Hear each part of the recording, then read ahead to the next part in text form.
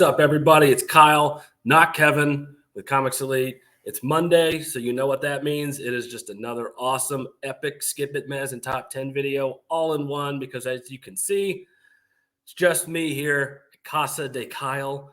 So thank you for joining us. Again, it's going to be one long video of the Skip It Mez and Top 10.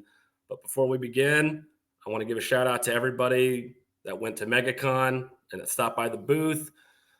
Huge shout out. I heard great things. I heard good things about MegaCon. Heard it was massive. Heard everyone had a great time. It was awesome.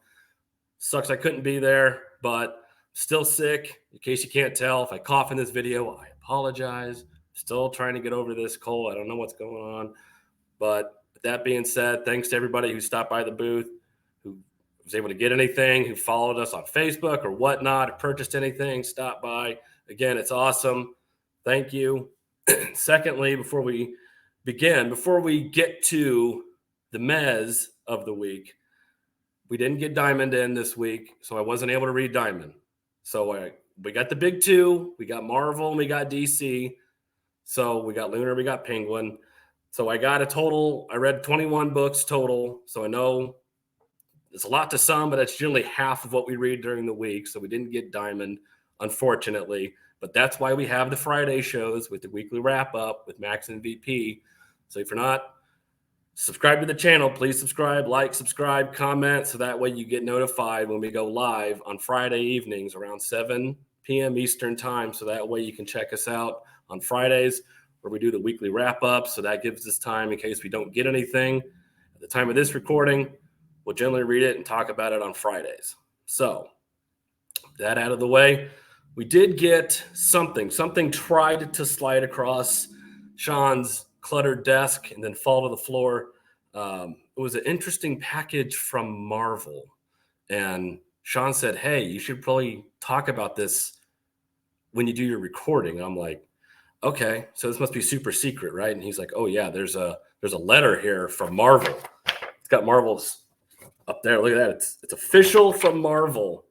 So this book, super secret. It's apparently the craziest thing ever. I'm going to show it to you. Now, these are incredibly super, super limited. And I'm going to read this letter to you in full.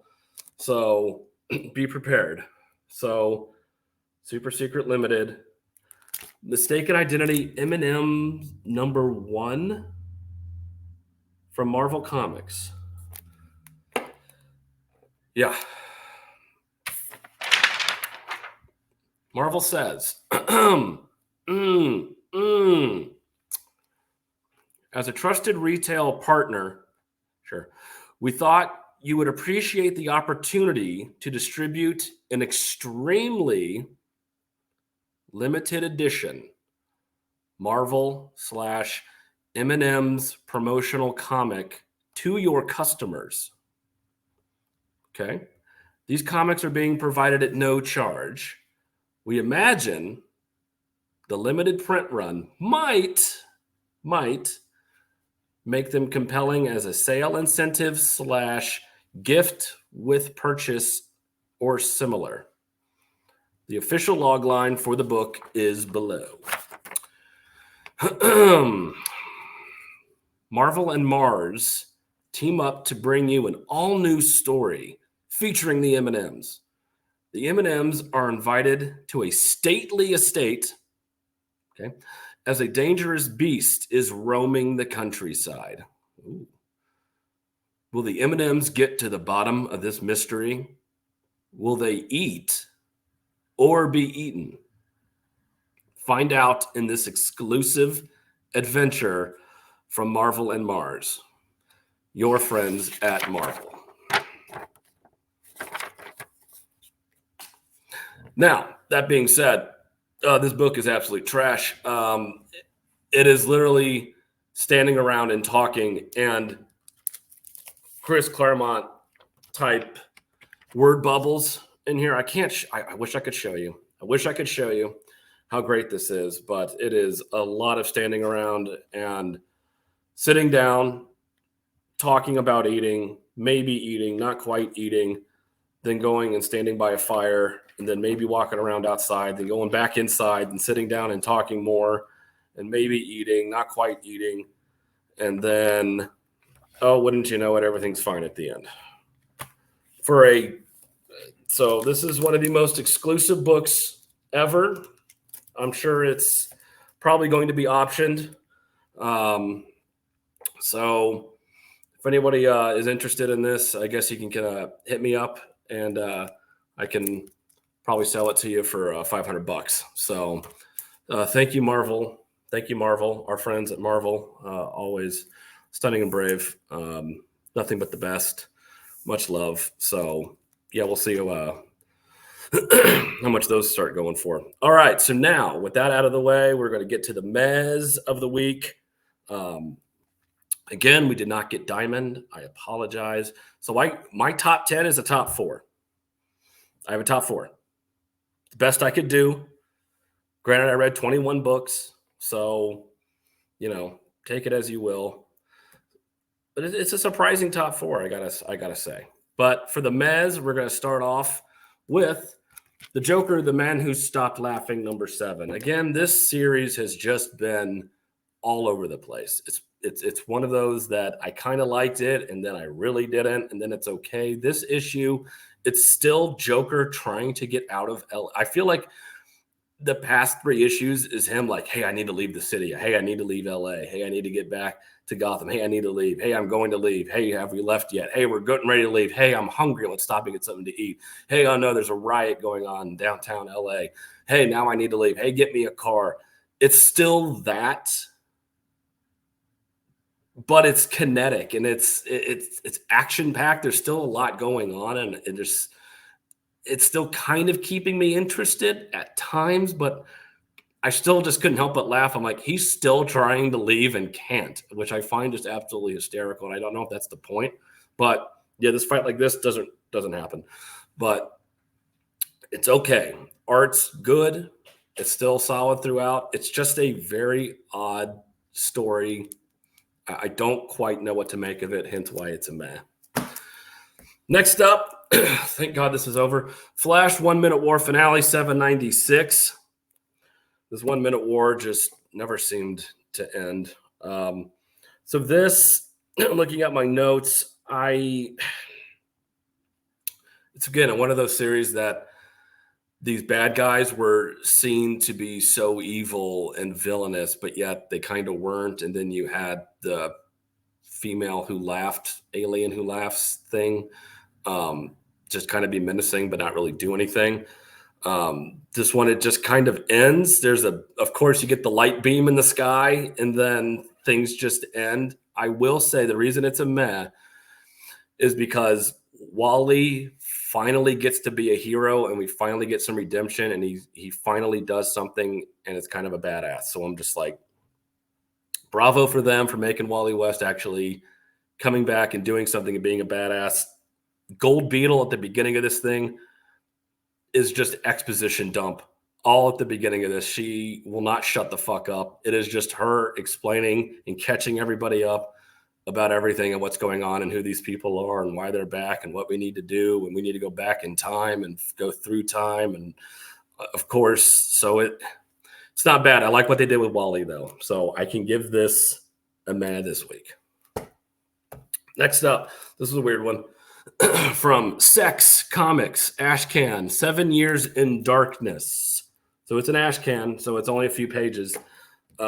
This one kind of was interesting, I guess. Basically, what I boiled this down to is that it's evil Hogwarts.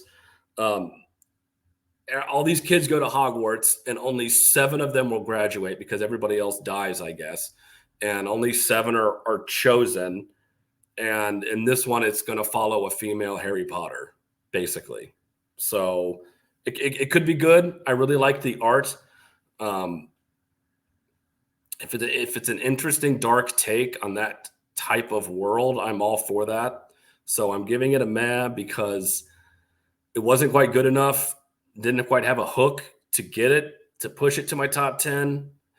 Because it's only an Ashcan, you can only do so much. So I don't quite know what to make of it, but it could be good. It could be a thing. Don't know. We'll have to wait and find out. But yeah, 7 Years in Darkness, Ashcan. We'll see. We'll see what comes of it. This one. All right. Wolverine 32, another meh.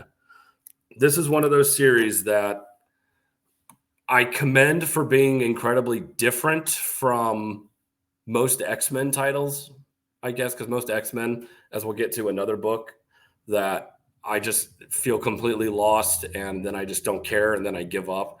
This one at least tries, and I know there's some issues with Beast in this. So this one, Evil Beast has created multiple evil beasts of himself, plant beasts, who have then created a army of plant Wolverines to then go out and do his evil bidding. And so he's sending teams of Wolverines out to just start assassinating people, which is awesome. And there's just something odd about this and how it ends with Maverick shows up and tries to go to Krakoa with a submarine and then finds out kind of what Beast is doing because the Quiet Council doesn't quite know what Beast is doing on the sly. So there's some interesting intrigue here. It's just, I don't quite know how to put it. And the art is fantastic in this book, as we've said this whole time. We really like the art in this. It's absolutely stunning, but there's just something about it. I can't quite eke it up because it's just kind of missing something. And I don't know what it is, but it's okay. It's not bad. So that's why it's a meh. And this one came out of left field this week. This is from 20th Century Studios. We have Planet of the Apes #1. Right off the bat, I'm not a big Planet of the Apes fan. I've seen the original Charlton Heston, but some of the sequels I never saw.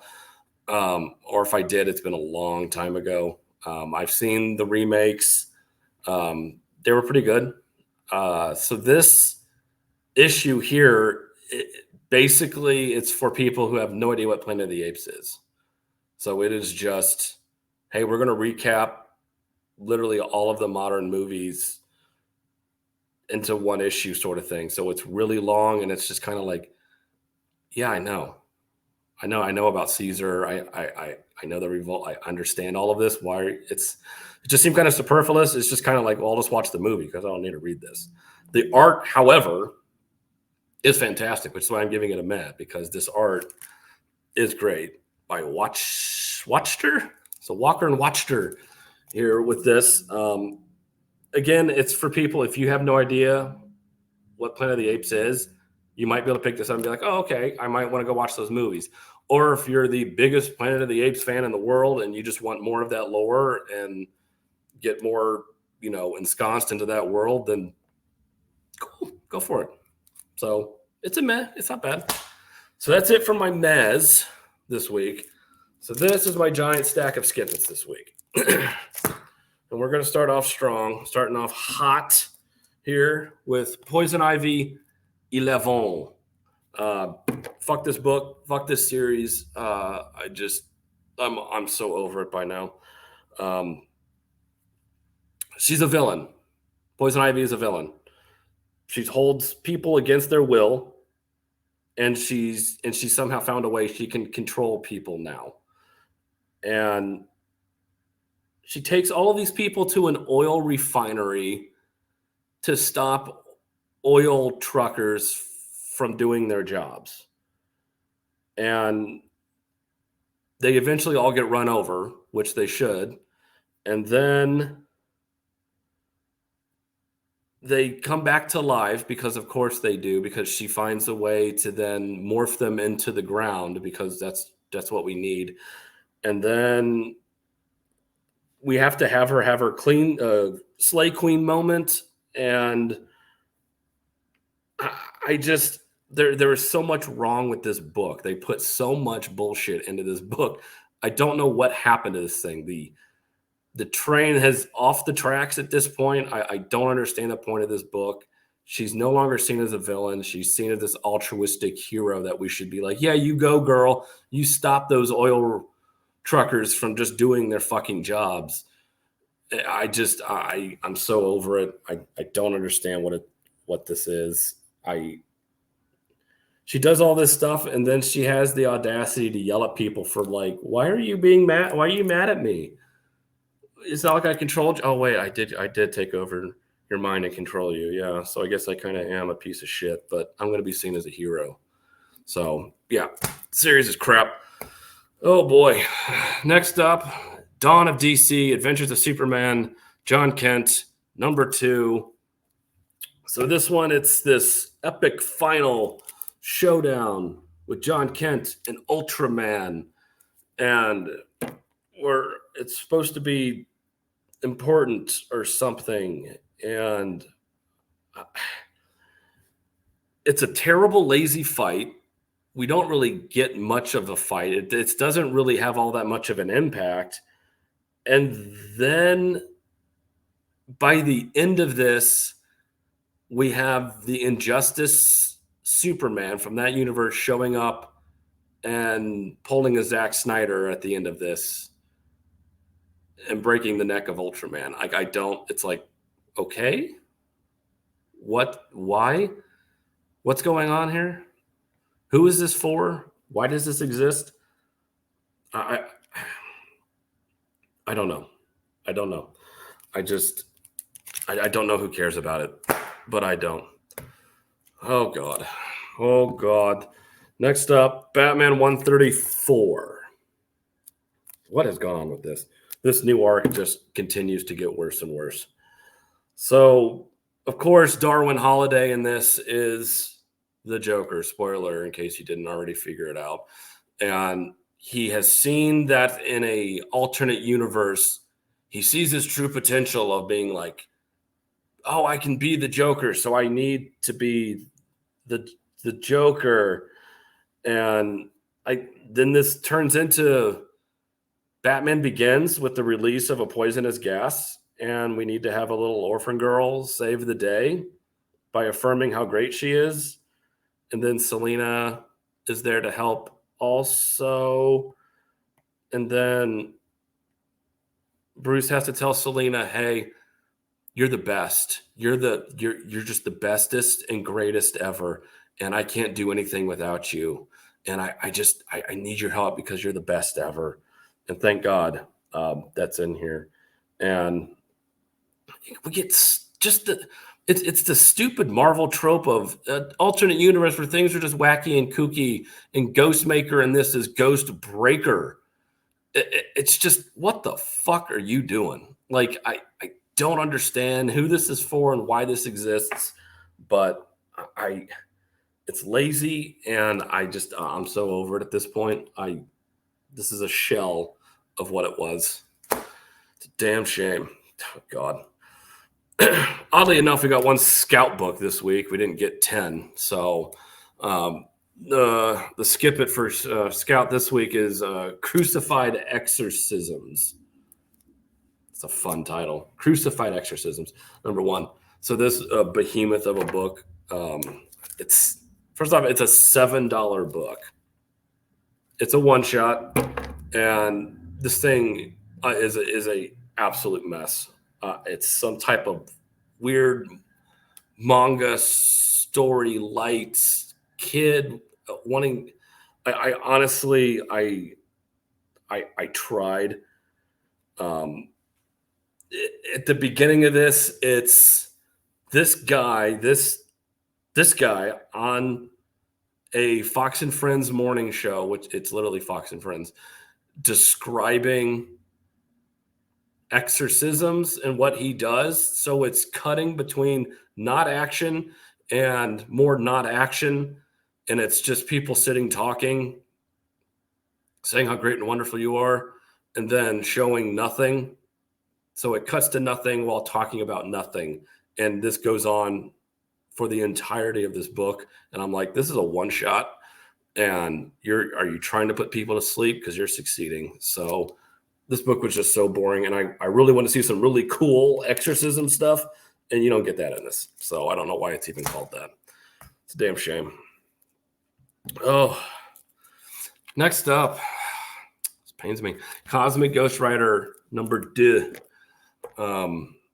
This series is just a mess. I honestly I was talking to Sean and I said, this is basically an episode of the Book of Boba Fett is what this honestly felt like. It felt so D+ that I couldn't help but, I don't know if this was a joke or if it's supposed to be funny, but this series is trash.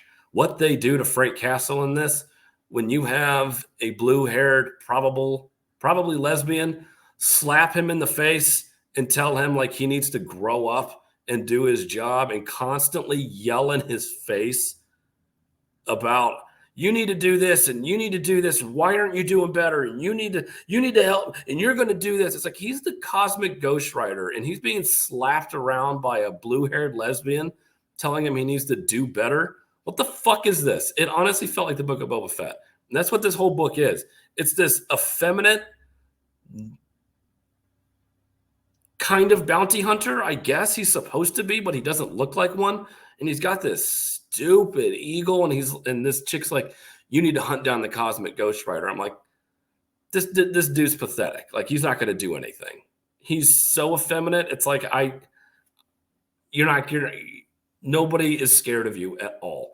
And so that's how it opens up. You have a lazy character, and then you have the strong lesbian character telling, hey, Frank, you need to grow up and do better. And that's what this book is. It's absolute trash. You don't get any fights. You don't get any of this. It's not exciting. It's actually really bad, which is a damn shame. And moving on, Venom, number 18. Do not read this. Quit reading this. Read Venom Lethal Protector. It came out last week. That is the real Venom. That is what you need to be reading. This is not real Venom. This is a goddamn joke. When it's Eddie Brock talking to a floating hand and making jokes that aren't funny. And by the end of this, at the end, I'm pretty sure it's the last page, he literally says, I'm going to kick my own ass. And then at the last page, it says to be punched-tinued. I mean, this is where we're at with this. I don't know what to do. Go read Lethal Protector instead. Do not read this, please. It is so stupid. I cannot believe they print that. And then we have Sins of Sinister, number 3, Immortal X-Men. Fell asleep reading it. Boring as fuck. I don't know what's going on with Mr. Sinister. I don't know why they're out in space. I don't know why Odin shows up out of nowhere. I honestly don't know. I honestly fell asleep. There's so much dialogue and so much standing around talking and nothing actually going on and no stakes and everyone looks the same. I honestly have no idea what's going on anymore. So yeah, if you've been reading it, congratulations. If you're able to stay awake, a bigger congratulations. But yeah, I can't do it anymore. All right, and now the great one, Rogue and Cuck, Rogue and Gambit, number 2. So the cuckening continues with Gambit. We have our hero Rogue and Cuck going into a bar outside of Vegas after they were teleported. Their powers are gone or lessened or dampened or something. And they go into a bar and Gambit continues to then drink, get drunk off his ass, act like a buffoon. Black Panther randomly shows up, doesn't even bother to hear any explanations, just starts a fight, a bar fight with Gambit. They fight, of course, and then Rogue has to come in and save the day, punch him. They leave, and then the biggest cuckening happens where Gambit gets on her motorcycle and says, all right, let's go out of here. And she's like, I'm driving. And then he rides bitch on a motorcycle with Rogue. It's a complete cuckening of Gambit. I cannot believe Why even have him here? He doesn't do anything other than act like a moron. So just make this a rogue book at this point. You don't need him. He doesn't do anything. And then next, Captain America, Sentinel of Liberty. Yay, bad guy gets beat incredibly easily. Everything is great and fine. All is right with the world. And Ian Rogers shows up at the end because of reasons. Incredibly anticlimactic and pretty much goes how you think. And this leads into another terrible series coming out for Captain America. So it just kind of ends and everyone just kind of goes away with beams of light and nothing really important happens as a consequence. So who gives a shit? I haven't. All right. Scarlet Witch number 4.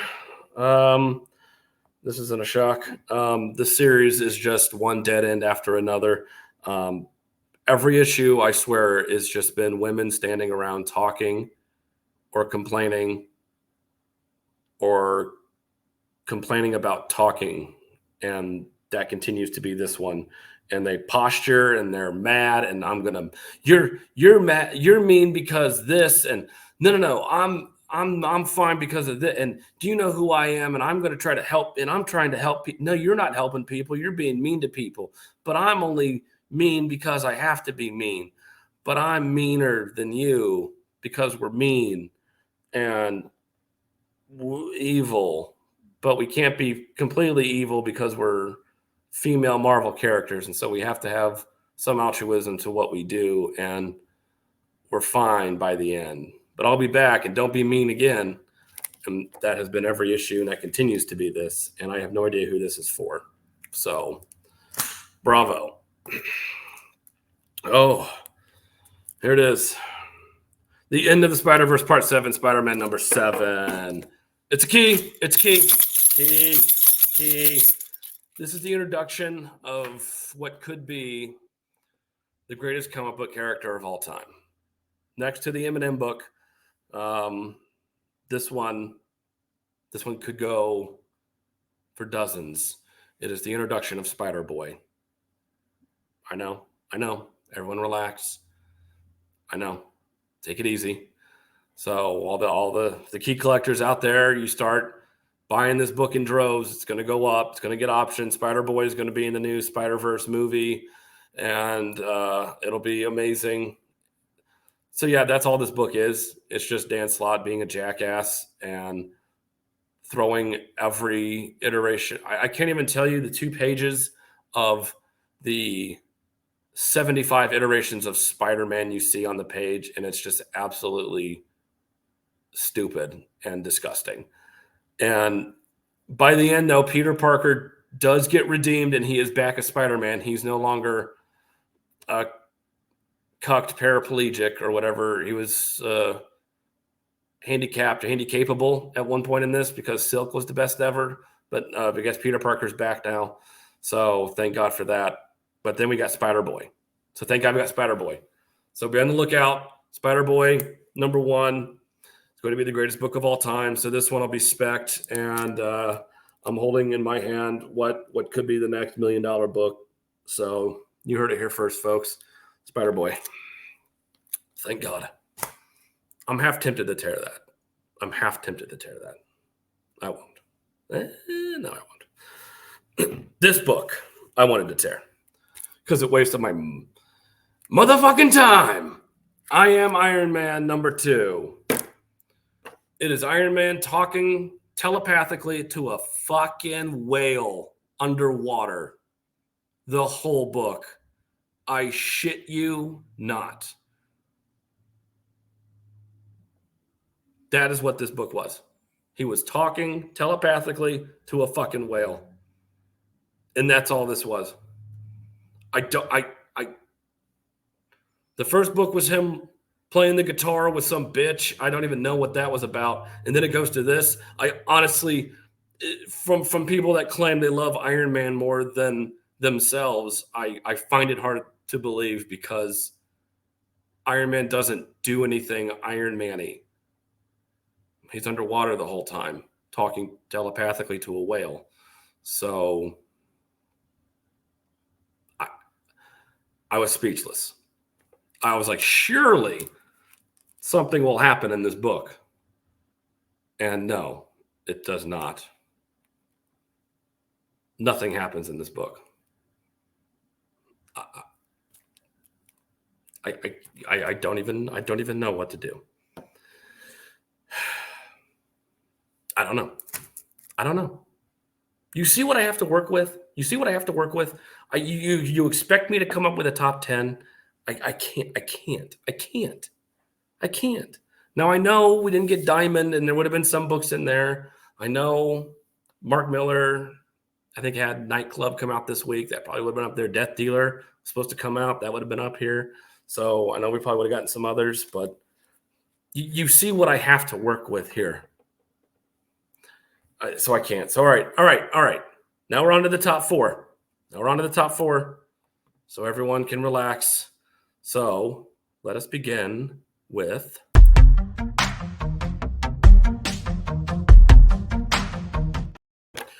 Ghost Rider 13. That is a fucking badass cover. Now, you do not see this in the comic book. Danny Ketch does not do this in the comic book.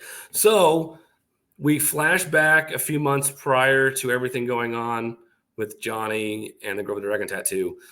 And Danny Ketch is in a bar, and he's approached by this woman who works for a company that is trying to discover and figure out hell and its properties and how it works.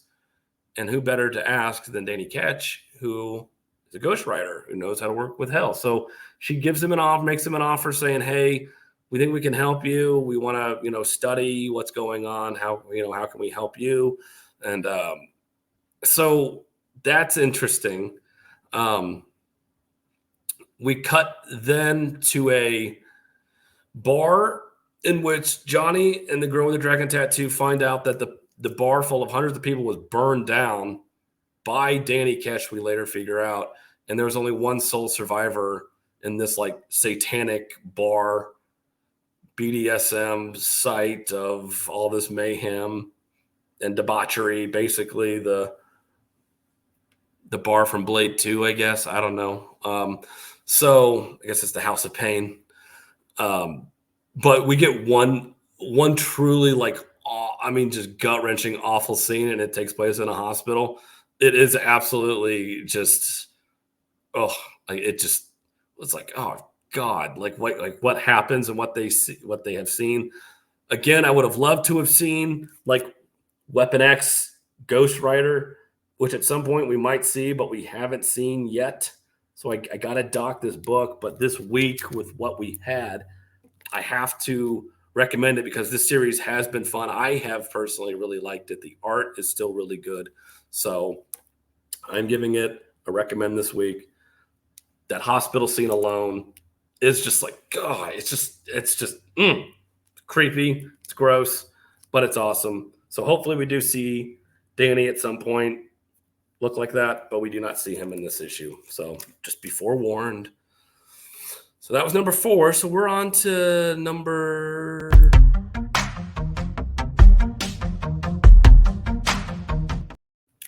Avengers Warcross time, number 4.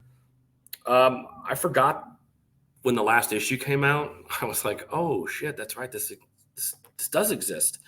So we pick up right where the last issue left off. We have Sindri showing up. He has stolen Meow Meow from Thor at the beginning of this. And he's like, I have to go to the center of the earth. And the only way to stop Thor and everything is to unmake Meow Meow. So I'm going to unmake it. And then like Thor is just completely, after it's stolen, he's just like, well, this is my life now. So then he turns back into human form and it's just like, oh, my life's over. So he just kind of gives up, which I find hilarious. And then we have the other Avengers figuring out where Sindri is and going down and trying to stop him. It's an awesome fight. It's Silver Age fun. It is just downright fun and exciting to read this. And it's like, Marvel can do this. They just choose not to.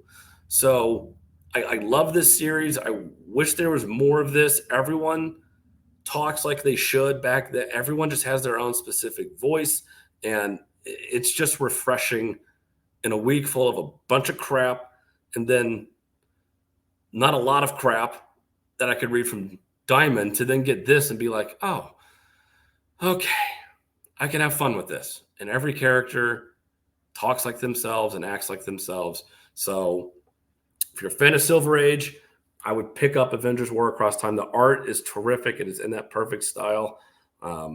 Good action, a lot of fun, good dialogue. So this is a solid recommend this week for the Avengers Warcross Time number 4. Man, that was fast. So we're moving right along to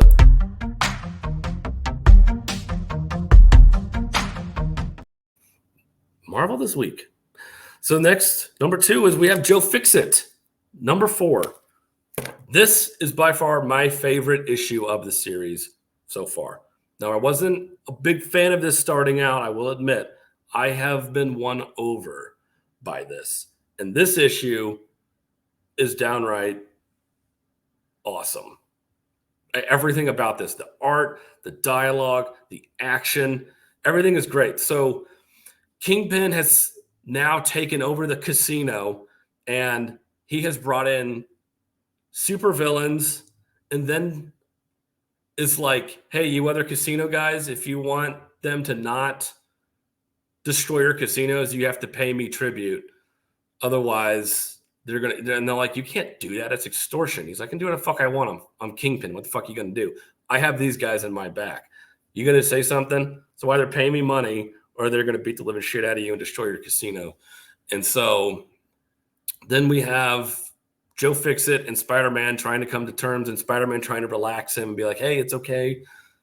We're going to be okay. I know you're dealing with all your internal stuff of Bruce Banner. No, I'm the Hulk and all of this. And then we have, I downright busted out laughing with a scene with Spider-Man in this that I don't even want to describe because of how hilarious. And it just, it's a page turn. When you turn the page, it's just like, wait, what the hell is that? It was the funniest thing in this book. It comes out of left field, and it is absolutely hysterical. So I had to give this one of the highest recommends because it did everything right. And when a Marvel book does everything right, it hits, and it's great. So Marvel can do this. It's like, I give Peter David more work, please, because when you let him do his thing, he knows how to write these characters. And we do actually get a fight between Rhino and Joe Fixit. So this was great. If you haven't been reading this, I highly recommend picking this up and reading it. It gets better. Each issue has gotten better. So solid recommend this week for Joe Fixit number 4. All of that. So are we already to number...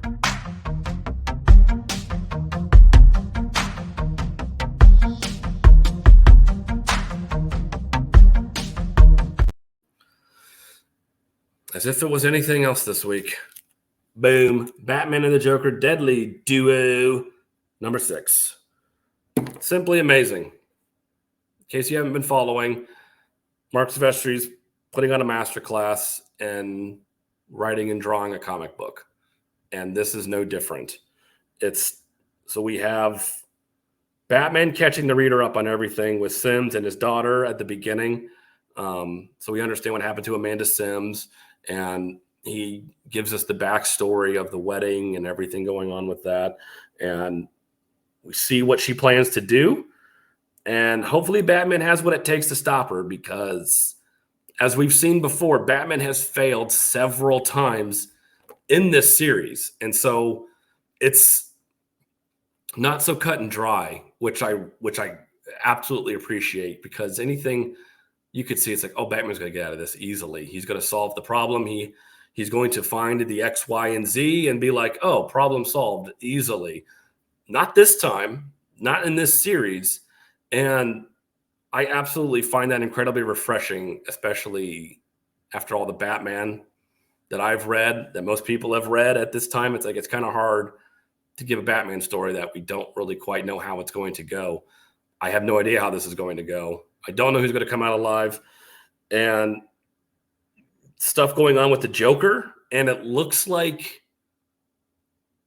Joker may not be all he is. I don't want to spoil it, but Joker does play a role in this that I didn't quite see coming, which again is also refreshing. And this possibly has one of the best double splash pages I've seen in a Batman book in a long time. When I turned it, I was just like, oh, I just sat and stared at it. I mean, that's all you can do. Just look at it. Would you just look at that? Would you look at that? So this is amazing. Everybody should be reading this. Even if you're not a Batman fan, this will make you a Batman fan. So Mark Silvestri, bravo, sir. You continue to knock it out of the park. This is by far the easiest pick of the week every time it's out. Well, I guess that was it for this week. Again, thank you, Stunning and Brave Marvel, for giving us the super secret special book. Now, we only got 25 of these. I know. Rest your sphincters. Only 25. So super secret limited. If you can find these out there anywhere, good luck getting your hands on one. I'm glad I got one. It's prized possession this week. So again, thank you everybody for watching the Skip It's Mez in Top 10. I know it was a short video, but just one of us, that's how it works. So again, apologies for no diamond, but watch the show on Friday, the weekly floppy wrap up. Max MVP's on there. Drew should be back. I'll be there. And if we do get diamond, we'll talk about it. I know Indiana, we had some weather this past weekend, in case you didn't know, especially southern Indianapolis, which is where we were. There were a lot of tornadoes. So I'm assuming that has a lot to play as far as logistics and delivery of things. I know Amazon was having some issues delivering things. So that could be why. Bear with us. Thank you in advance. So again, as we always say, buy what you like, collect what you want. Don't listen to the haters. And we will see you Friday for the weekly floppy wrap up with Max MVP. See you then.